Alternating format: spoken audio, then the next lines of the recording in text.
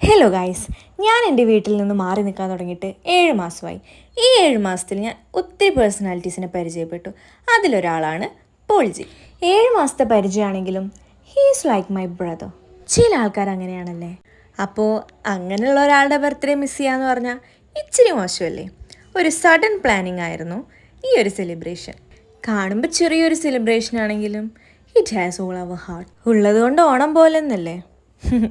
Finally he is happy, we are happy. And after office ഞങ്ങളൊരു ഐസ്ക്രീമൊക്കെ കഴിച്ച് ഇച്ചിരി നേരം സംസാരിച്ചിരുന്നു. എത്രയൊക്കെ വർക്ക് പ്രഷർ ഉണ്ടെന്ന് പറഞ്ഞാലും ഇത്തരം ക്വാളിറ്റി ടൈം വളരെ റിലാക്സിങ് ആണ്.